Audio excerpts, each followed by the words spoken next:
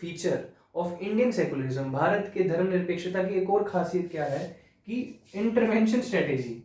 यहाँ पे आप कहोगे सर कि यहाँ पे तो आप कह रहे थे कि हम इंटरफेरेंस करते ही नहीं है, हमारा स्टेट जो है, हमारे जो यहाँ के इंस्टीट्यूशंस हैं उनका कोई कहते हैं रिलीजन के साथ कोई इंटरफेरेंस नहीं रहता। आप इसमें कहोगे कि आपने पहले कहा था कि हम तो, आपने बताया कि स्टेट है वो तो उससे दूर रहेगी, स्टेट तो रिलीजन से दूर रहेगी, और इसके बाद हम कह रहे हैं intervention strategy. So it sounds contradicting, but you have to understand that although भले ही हम रिलीजन को आर्टिकल 25 से 28 के बीच में बहुत सारी फ्रीडम देते हैं, इंडिविजुअल को भी फ्रीडम ऑफ रिलीजन देते हैं, कम्युनिटी को भी फ्रीडम देते हैं, बट एक बड़ा बट जो इसके अंदर आता है वो है कि रीजनेबल रिस्ट्रिक्शंस।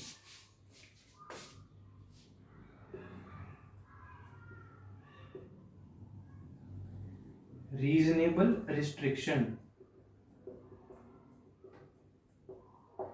लगा सकती है government on certain religious practices. Reasonable का मतलब होता है जो कि आपकी सोच समझ से, जो कि आपका एक डिसीजन ऐसा हो जिसके साथ कोई लॉजिक हो, जो लॉजिकल होगा ना वही रीजनेबल होता है। तो हम अब क्या कहते हैं, भारत का संविधान, कोई भी रिलीजन हो आप अपनी प्रैक्टिसेस फॉलो करो, हम आपको रिस्पेक्ट करेंगे, लेकिन अगर आप कोई ऐसी प्रैक्टिस फॉलो करते हो, if you do something which is against fundamental right, जो लोगों के मूल्य अधिकारों के खिलाफ है, उनके फंडामेंटल राइट्स को वायलेट करेगी, तब हमारी सरकार आपके रिलीजन में भी इंटरफेयर करेगी। आपको पूरी फ्रीडम है, लेकिन आप उस फ्रीडम का मिसयूज नहीं कर सकते। आप कहोगे सर रिलीजन तो कैसे मिसयूज करेगा, religion is for good. I totally agree with you कि रिलीजन इंसान के लिए बहुत इंपॉर्टेंट है और वो बहुत सारी अच्छाई है, उसके अंदर सबसे बड़ी बहुत सारी अच्छाइयाँ हैं। And but the thing is sometimes the people following religion, religion में प्रॉब्लम नहीं है, but the people following religion for their self benefit sometimes do some things which violate fundamental rights of the other person.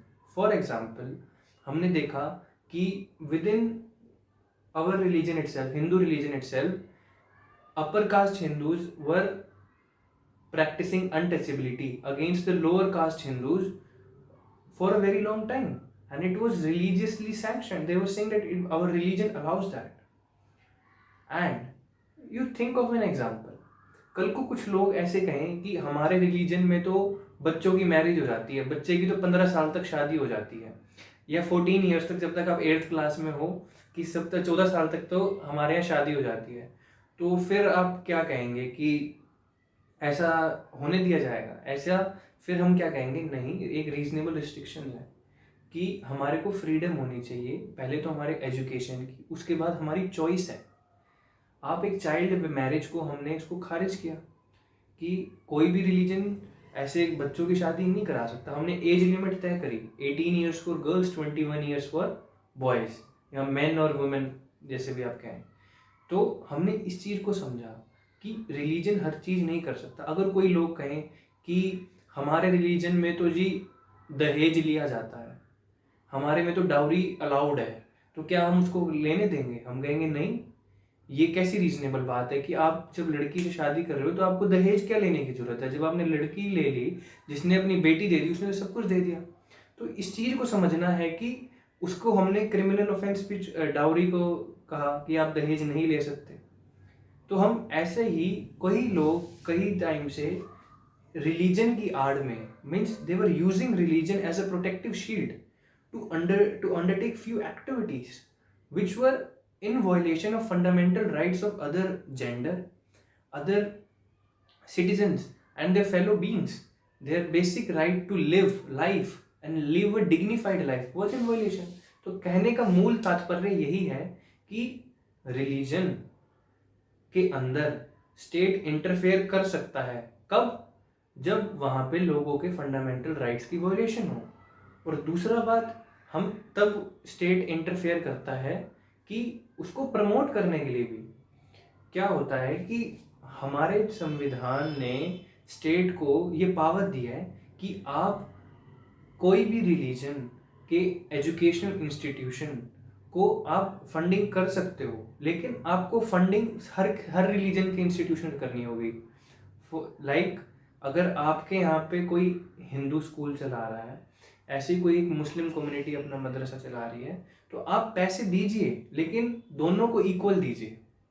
और ऐसे नहीं होना चाहिए, biasness नहीं होना चाहिए कि आप उसको पैसे ज़्यादा दे रहे हो उसको कम।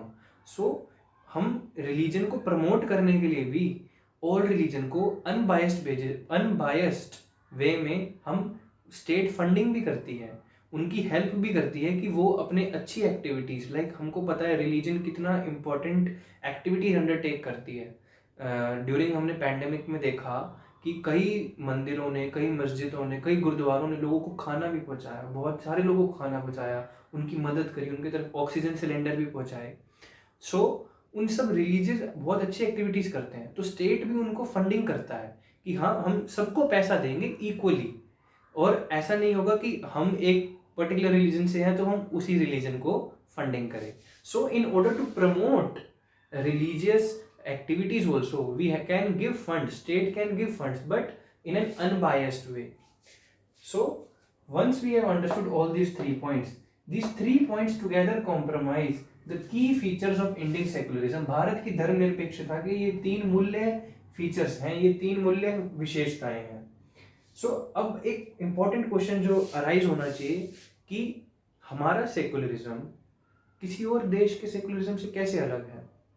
जैसे मैंने आपको फ्रांस का एग्जांपल बताया, ऐसे ही एक बेसिक फीचर यही है कि हमारे सेकुलरिज्म में, इंडियन सेकुलरिज्म में हमारा स्ट्रिक्ट सेपरेशन नहीं है बिटवीन स्टेट एंड रिलीजन।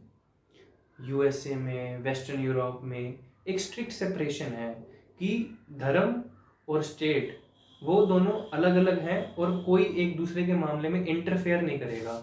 तो यही जो हमारा थर्ड पॉइंट है ना, इंटरवेंशन वाला, यही हमारे सेकुलरिज्म को, इंडियन सेकुलरिज्म को खास बनाता है और वेस्टर्न सेकुलरिज्म से अलग करता है। वेस्टर्न सेकुलरिज्म कहती है कि हम डिस्टेंस करेंगे, हम नॉन इंटरफेरेंस करेंगे, लेकिन हम कोई भी इंटरवेंशन नहीं करेंगे। रिलीजन का काम रिलीजन जाने, स्टेट हमारा काम है कानून बनाना, लोगों का गवर्न करना और अच्छे से अच्छा उनकी तरफ अपॉर्चुनिटीज पहुंचाना। रिलीजन के मामले में हमारे कोई दखल अंदाजी नहीं होगी। लेकिन नहीं, भारत का संविधान कहता है कि हम इंटरवेंशन भी करेंगे, हम रिलीजन के साथ हम मदद भी करेंगे उसकी, और अगर रिलीजन कुछ गलत करता है तो हम उसको रोकेंगे भी सही। तो इसको कहते हैं हम प्रिंसिपल डिस्टेंस विज़ रिलीजन। ये एक इंपॉर्टेंट टर्म है, इसको आप याद कर लीजिएगा। प्रिंसिपल डिस्टेंस विज़ रिलीजन का मतलब होता है कि हम डिस्टेंस तो बना के रखेंगे। भारत के सेकुलरिज्म की बात बता रहा हूं आपको कि भारत का सेकुलरिज्म कहता है कि हम रिलीजन से दूर रहेंगे, लेकिन प्रिंसिपल्ड वे में। लेकिन अगर हमको लगता है कि कुछ एक वैल्यूज हैं हमारे संविधान की और उसका वॉयलेशन हो रहा है, तो उसको बचाने के लिए हम बीच में उसके साथ इंटरफेयर भी करेंगे। और अगर वो अपना अच्छे तरीके से रिलीजन इन वैल्यूज को रिस्पेक्ट कर रहा है तो हम इंटरफेयर नहीं भी करेंगे, तब हम अपना नॉन इंटरवेंशन स्टैंस लेंगे। So this is the concept which you need to understand, that we follow Indian secularism. I am writing it in short form. Indian secularism follows the concept of principal distance, but Western secularism believes in strict separation. अब आप कैसे देख सकते हैं? For example in India आप देखोगे temples are even managed by government. Tamil Nadu में ही 40,000 से ज़्यादा टेम्पल्स तमिलनाडु की गवर्नमेंट रन कर रही है।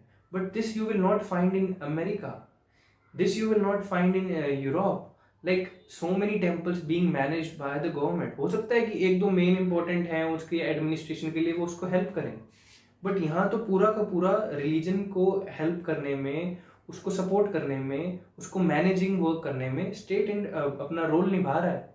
तो यही एक खास बात है भारत के संविधान की, भारत के सेकुलरिज्म की, कि हम अलाउ करते हैं स्टेट को एक डिस्टेंस भी बना के रखो, और साथ के साथ कब जब जरूरत लगे, जब नेसेसिटी हो, तो आप उसमें इंटरवेंशन भी करो। सो this is the difference between western secularism where there is a strict separation and in Indian secularism where we maintain a principal distance vis-a-vis religion। vis-a-vis religion का मतलब हो गया in respect to religion, मतलब with respect to religion. This is more than sufficient. So once we have understood this, I also want to urge every student कि आप अपने जीवन में भी सेकुलरिज्म की भावना लाएं. आप इस चीज़ को देखें कि अगर कोई भी दूसरे रिलीजन का व्यक्ति है, आपकी क्लास में पढ़ता है, आपके एरिया में रहता है, या आपके साथ फेसबुक पे जुड़ा हुआ है, तो उसकी रिस्पेक्ट करें. और डोंट बी जजमेंटल कि ये इस रिलीजन का है तो ये गंदा है, ये मेरे रिलीजन का है, अच्छा मेरे को. आपको ब्रदरहुड रखना है कि जो भी रिलीजन के लोग आपके साथ हैं वो आपके फ्रेंड्स हैं, सब फ्रेंड्स हैं, राइट. तो उनकी तरफ भी आपको रिस्पेक्ट करनी है, कोई भी रिलीजन के लोग हों. और ये चीज़ मैं आपसे डिमांड करूँगा कि आप अपनी लाइफ में फॉलो करें. और जितने ज़्यादा आपके पास डाइवर्स स्टूडेंट आपके फ्रेंड्स होंगे, उतना ज़्यादा आपको नॉलेज आपकी इनरिच होगी, उतने ज़्यादा आपके व्यू पॉइंट्स अच्छे होंगे. So this is all I want to say in today's video, and if you like this video, do share and subscribe, and comment me. You can give me all the suggestions, all the good suggestions as you have been giving in the past videos. So thank you very much.